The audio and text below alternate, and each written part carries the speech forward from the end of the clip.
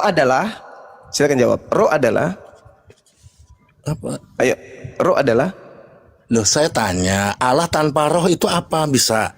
Kok roh tak? Kamu tanpa roh Anda bisa berpikir jadi. kalau manusia tanpa roh mati, kalau Tuhan tanpa roh mati juga gitu maksudnya? Hah? Itu roh Allah ya, Allah itu sendiri gimana sih? Aduh, Tuyul. itu di Kejadian 1 manusia itu apa? Manusia tanpa roh, Allah itu manusia apa? mati. Kalau Tuhan tanpa roh mati nggak Tuhan? Loh, Allah itu juga punya roh. Roh Allah itu apa? Gimana sih? Aduh, gimana kamu? Parah, Itu aja nggak parah. paham semua. Jadi kalau IQ-mu misalnya itu Tuhan gimana? itu roh, IQ-mu? dengar. Ya. Kalau Anda mengatakan roh itu adalah Tuhan itu sendiri, coba definisikan roh dulu apa? Roh adalah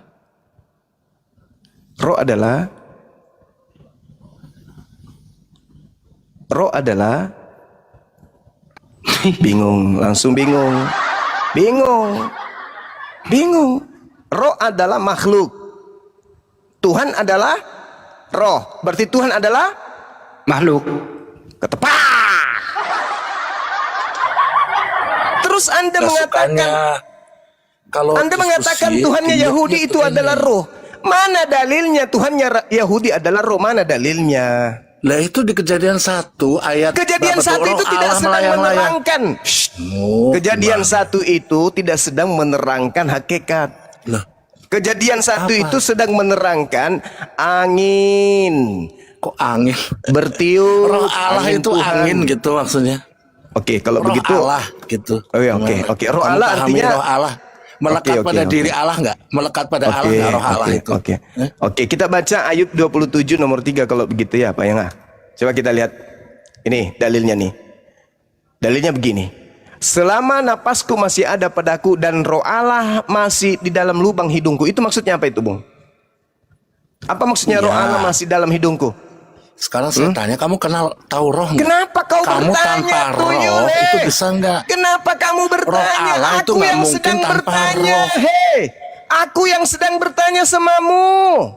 Kamu mengatakan Tuhannya Yahudi pernyataan adalah sederhana roh aja dengan kamu nggak dalil bisa. roh Allah. Saudara, Oke. tenangkan diri Anda dulu. Sekarang saya Tenangkan diri tanya. Anda. Tenangkan diri. Udah turunkan. Kalau dia nggak bisa ditanya, turunkan aja nggak apa-apa. Roh Allah ciptaan siapa? Kamu Anda bilang makhluk. dibawa aja. Ah, Colok pantat pendeta. Wah, tuh mampus.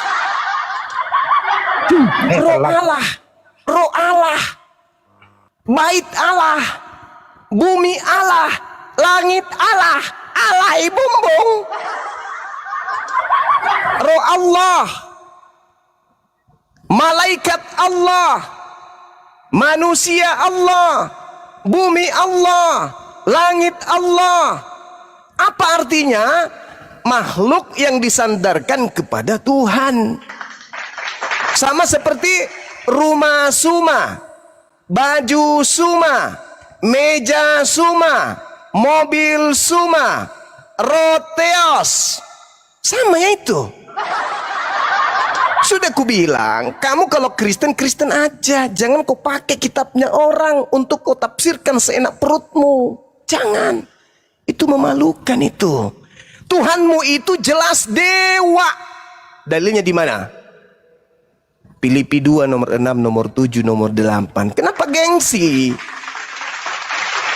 Berapa kali harus saya ajarin? Kristen itu sembahannya di Filipi 2, nomor 6, nomor 7, nomor 8. Siapa di situ?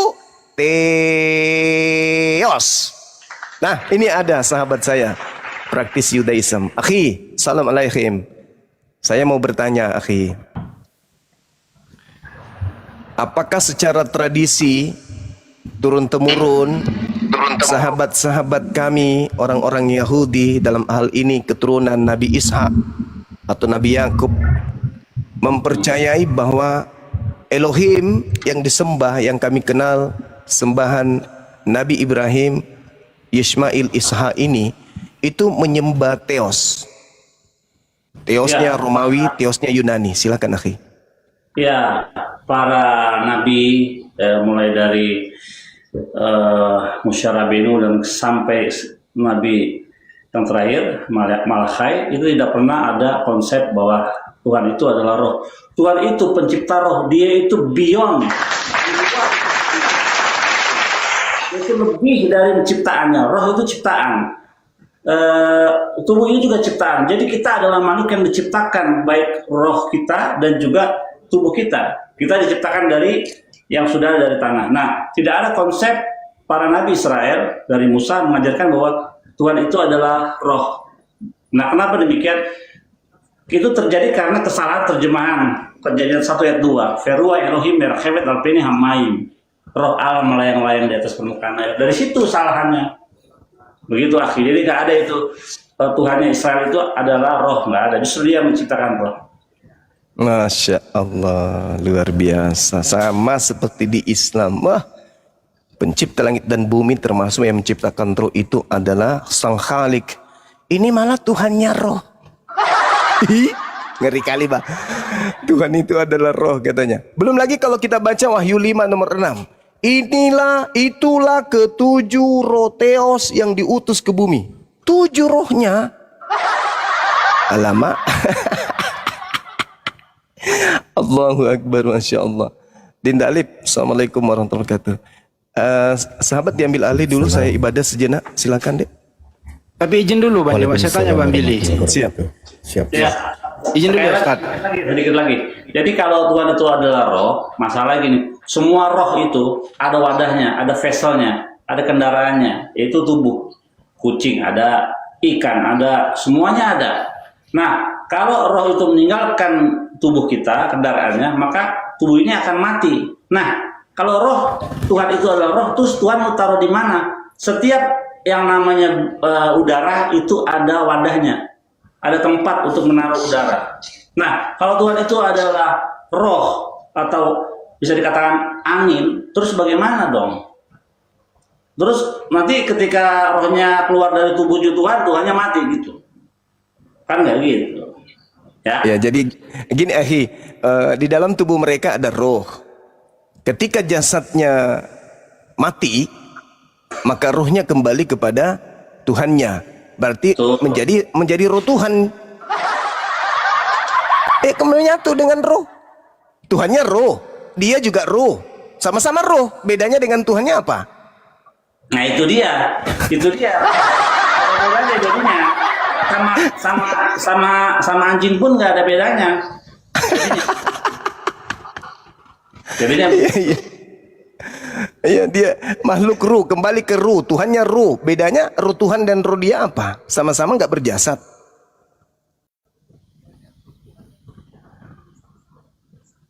Tapi yang paling pedas tadi Bang Billy, Anda harus meluruskan. Tuhannya Yahudi adalah roh katanya. Nah, itu antum harus luruskan ini.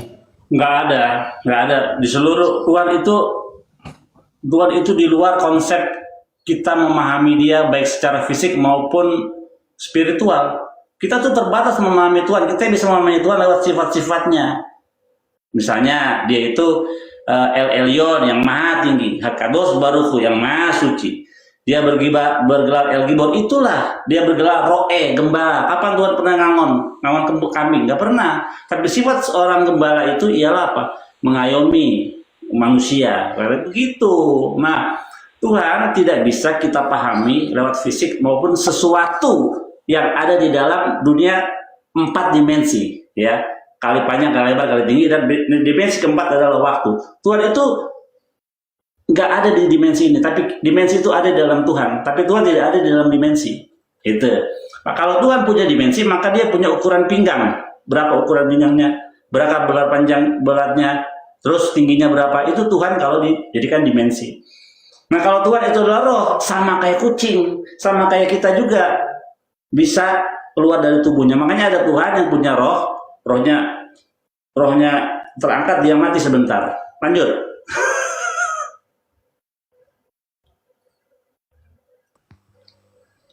Jadi Allah Israel, ya. Allah Israel yang kalian sebut Allah Israel itu atau kita sebut Hashem itu tidak berbentuk apa-apa, tidak berbentuk roh, tidak berbentuk jasmani, enggak. Gitu.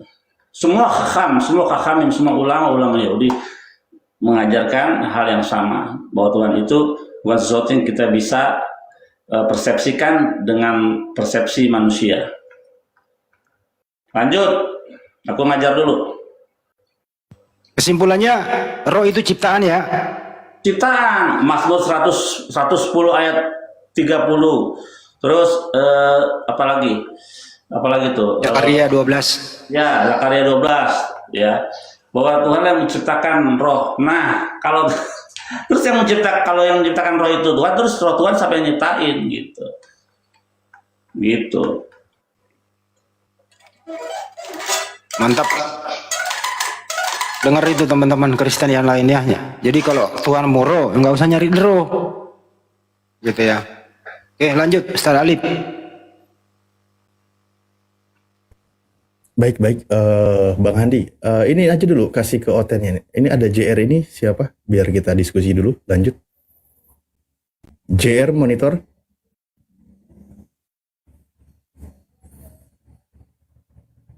Halo. JR. Islam.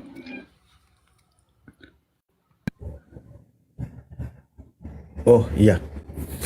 Ada yang mau disampaikan sebelum kami lanjut berdiskusi? Terima kasih penyampaian yang sangat indah. Oke. Iya, sebenarnya kalau Oten memahami ya tentang Tuhannya itu adalah ruh. Jadi diskusi kita di zaman modern seperti ini, kita seperti kembali ke zaman animisme. Di mana kepercayaan terhadap ruh-ruh kan gitu ya. Cobalah jangan harfiah ketika memaknai sebuah kalimat kan gitu.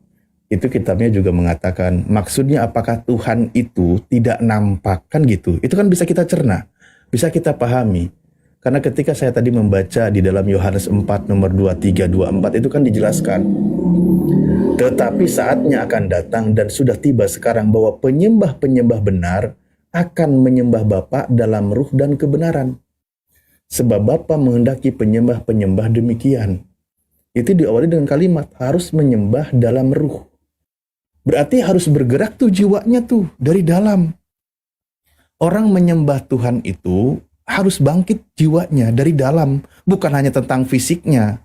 Ketika kita menyembah Sang Pencipta, menyembah Tuhan. Menghidupkan rohaninya gitu loh. Ketika menyembah Sang Pencipta. Tapi kalau coba kita maknai lebih dalam.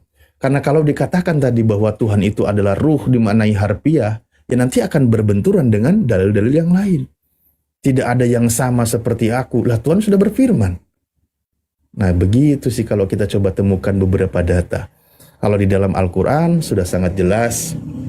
Ketika ada kalimah idofah, dua kata yang digabung, maka itu mengandung makna. Begitu, bukan berarti diartikan seperti itu. Ketika ada Al-Quran, ada hadis Rasulullah tentang kalimat ruhullah, atau kalimat tuhu, kalimat Allah, itu dimaknai karena dua kata yang digabung. Ketika saya menyebut mobil saya, tidak mungkin saya mengatakan diri saya itu adalah mobil. Berarti itu kepemilikan, miliki namanya. Itu mobil milik saya. Selamat siang Pak Edward. Selamat siang Pak Ustadz. Saya Muslim. Pengen tanya sih sama Pak Yosef ini. Iya, gimana Edward?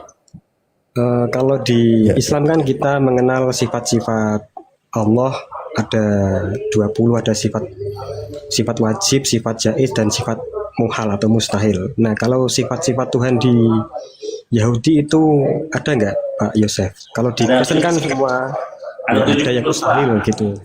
72 sifat-sifatnya yang nama-nama yang mewakili daripada esensi karakteristiknya. Misalnya El Elyon yang maha tinggi, Hakados yang maha suci, El Gibor yang perkasa, terus apalagi Hamakom sang tempat, terus apalagi Hamelech sang raja, dan sebagainya banyak. Kalau sifat mustahil ada tidak Pak Yosef? Sifat muhal atau mustahil? Aku belum tahu deh, ada 72, tapi yang aku belum mesti Oke, dilihat saya- di website. Saya izin tengahi di sini poinnya, Ya. Bang Edward. Itu sebuah kajian di dalam Islam.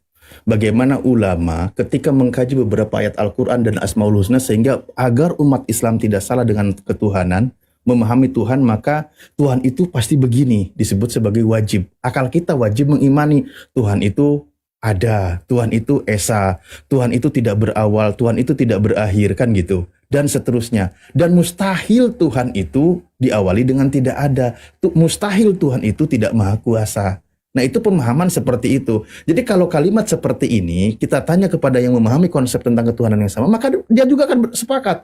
Misal gini, saya tanya misal Bang Bil, apakah Anda percaya bahwa Tuhan Anda itu tidak maha kuasa? Ya enggak lah, maha kuasa. Ya enggak. Mustahil kan Tuhan tidak maha kuasa. Nah, Iya. jadi seperti itu ketika kita konteks dalam berdiskusi memahaminya.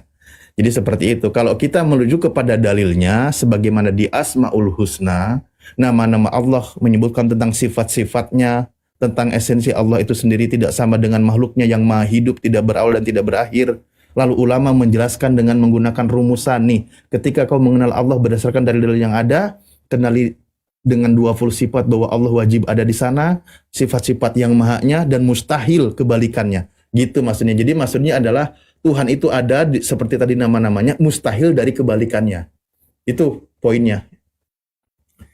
Oke. Kalau di Islam Allah itu roh bukan? Ya bukan toh. Sebenarnya itu Betul. bisa kita pahami kalau kita melihat dari kacamata orang bukan Kristen. Maksudnya roh itu maksudnya nggak tampak mungkin begitu. Bodoh itu tidak bisa dilihat. Itulah tadi aku bilang. Makanya kan, jangan diartikan harfiah gitu loh. Ketika menemukan kalimat itu, soalnya ada lagi. Elohim adalah gunung batuku. Nah, nggak mungkin diartikan gunung batu itu adalah Tuhan kan? Sur ya, Kan itu gitu. sur. Elohim adalah api yang menghanguskan. Nggak mungkin dimaknai Tuhan itu adalah api. Betul. Tapi begitu ada kalimat roh, diartikan harfiah, kan repot. Makanya tadi benar kata Akizuma, malaikat Allah, api Allah, angin Allah itu bukan Tuhan. Begitu roh Allah itu Tuhan kan? Ada. Sebenarnya kata ruah dalam bahasa Ibrani itu bisa semangat, ruah Yakub ya, semangat Yakub, bisa angin gitu. Jadi Tuhan itu sebenarnya nggak bisa, setiap roh yang turun ke bumi ini ada wadahnya, ada vesselnya, ada kendaraannya, yaitu tubuh gitu. Pasti itu. Ya, Sebenarnya Bang Billy izin yang membuat mereka ini pada blow on, mohon maaf nih. Kitabnya antum diambil oleh LAI, diterjemahkan salah, terutama di Kejadian 1 nomor 2 itu. Di situ sebenarnya dia belajarnya. Sebenarnya kalau Mengatakan bahwa Allah itu roh melayang-layang. Nah, di sini mereka belajar di sini dengan terjemahan ini gitu loh. iya, sebenarnya kata ruah lagi di kitab yang lain selain dari situ juga ada ruah kedem. Waktu Musa membelah laut itu kan Tuhan mengirim apa? Ruah kedem, angin timur. Nah, ruah itu. Jadi memang ruah itu bisa secara teks dan konteksnya itu berfungsi. Ada semangat Yakub. Ada ruah itu pewahyuan. Macam-macam. Ada 4 arti ruah dalam teks dan konteks Ibrani. Nah, di dalam Kejadian 1 itu angin. Kenapa? Karena angin kebutuhannya apa? Untuk mengeringkan air yang memenuhi bumi ini. Dikeringkan jadi timbul daratan. Begitu. Bukannya roh itu, Tuhan itu adalah roh. Untuk itu mulai kesempatan ini ya, saya himbau kepada LAI ya, robalah itu terjemahan. Koordinasilah kepada yang punya kitab dan minta maaf kepada umat Islam. Setuju teman-teman? Saya ulang nih. Untuk LAI khususnya di Kejadian 1 nomor 2 ya, terjemahkan kembali, revisi kembali gitu ya, konsultasi sama yang punya kitab, yang ngerti original teks dan minta maaf kepada umat Islam. Karena umat Islam ini yang kita sembah Allah itu bukan roh. Nah, ini di sini penistaan banget gitu loh. Dan salah banget, dan ini dipakai landasan atau fondasi berpikir mereka. Sehingga mengatakan bahwa yang disembah umat Islam juga itu roh. Kira-kira begitu himbauan saya kepada lembaga ini yang punya kewenangan untuk merevisinya kembali. Terima kasih. Jadi sulit. Bang Hanut. Sekarang mereka sudah ada terjemahan yang memakai terjemahannya bukan terjemahannya Yahweh sekarang, udah bukan Allah lagi. Ada beberapa gitu. Harusnya sebenarnya kalau mau kembali ke konsep kekristenan ya Theos. Tapi TB2 Bang, TB2 itu masih hampir 70% memakainya. Nah, ya lembaga ini gitu, lembaga ini harus minta maaf kepada umat Islam. Harus secara terbuka minta maaf kepada umat Islam bahwa kami mohon maaf, kami akan merevisinya. Kami mempergunakan kata Allah di sana mengatakan roh yang melayang-layang. Itu harus minta maaf secara terbuka. Gitu. Udah pernah Ya, belum bentar. sih? Ini Damai ini Muslim apa Kristen Damai? Dibuka mute-nya Damai. Muslim apa Kristen? Ustaz Talib udah pernah belum ada diskusi sama Kristen tentang penggunaan nama Allah menurut sejarah itu yang paling duluan silakan mereka mengklaim mereka duluan gitu. Udah sering Bang Bill. Dari sejarah. Sering kita diskusi. Iya, mau dari sejarah mana, yang di Indonesia, yang di Arab, kita bisa sering kan. Makanya kita gini loh, makanya saya katakan begini. Ya ini pastiin dulu, maaf, Damai ini dari Kristen ya? Halo Damai? Halo? Oke, baik, terima kasih, Anda luar biasa. Nah, ketika kita diskusi ini, kita bahas kata Allah ini. Ada, kita buka literaturnya dari punya orang Kristen di Timur Tengah, di Arab, atau referensi dari Al-Muqaddas. Itu kita buka. Allah itu Ismuddat, nama esensi Tuhan, atau yang menciptakan alam semesta kan gitu. Nama Sang Tuhan. Itu definisinya ada di dalam kitab mereka. Nah, di Indonesia dirubah maknanya berbeda. Bahwa Allah itu adalah generic name, gelar, bisa disandingkan kepada dewa dan sebagainya. Naudzubillahi min dzalik. Inilah makanya yang kita dengan mereka diskusi. Saya katakan, kalian itu jangankan dengan kami Muslim Indonesia, dengan Kristen Arab aja nggak sama. Waduh.